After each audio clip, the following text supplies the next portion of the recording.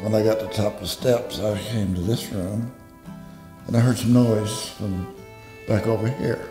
I don't know what it was, but it felt like somebody tapped me on the shoulder. Turned around, and wasn't nobody there.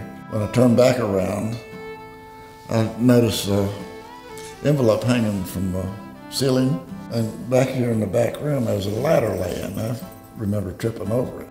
Pulled myself up in there. I'm on my hands and knees, crawling back to where this envelope was. Put my hand on a piece of metal. So I pick it up to move it out of my way, and I noticed when I turned it over, it said, Mrs. Soldier's office. I mean, that was a real thrill. When I first read about it, I thought, this is fascinating. How did we not know about this? It was Clara Barton, for goodness sakes. We're not talking about Joe Schmo. We're talking about one of the most famous women, probably the most famous woman in American 19th century history. How did we not know this was here? So it was really, from the historian standpoint, it was a fascination that somehow this place had gotten lost. So I became a museum director overnight. I started to build a cadre of supporters for the idea that this should become a museum by hiring some museum experts to figure out a budget and actually a design for how we would use the spaces on the first floor and the third floor. And we came up with the idea of a museum that would help people appreciate Clara's role long before she ever got involved in the Red Cross. Since the initial discovery of the Clara Barton artifacts in 1996, plans were put into place to preserve 4,000 square feet of the Chinatown building where Clara Barton worked and resided in the 1860s. The whole building wasn't just in a really bad condition. After all, I mean, the building was abandoned for 100 years and nobody really knew there was any historical significance to it, so it was just abandoned. You know, we had the job of actually restoring everything to the condition it was when Clara Barton lived in it. A thorough documentation and analysis of the wallpaper was performed to allow for digital replication. It's really an investigation, it's really detective work.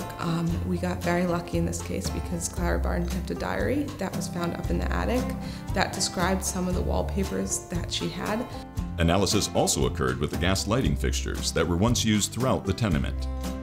The fixtures are very utilitarian and plain. We had to do things that would have been used in this sort of socioeconomic situation. So finding those fixtures is actually pretty difficult, and then wiring those fixtures is even more difficult to conceal electricity. Pulling it all together and also accommodating the systems that are required to make this site accessible.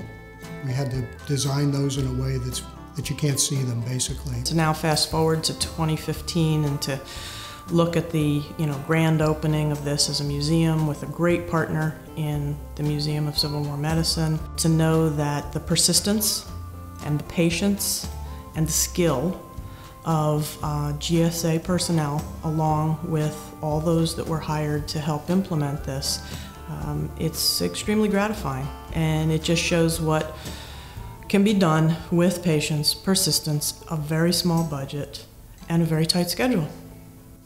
What was of profound importance to us and what makes this place unique is that we wanted it still to feel like a discovery, as if the visitor just stepped in and Clara Barton had just stepped out. We're not disconnected from this. Clara Barton is as alive today as she was 150 years ago.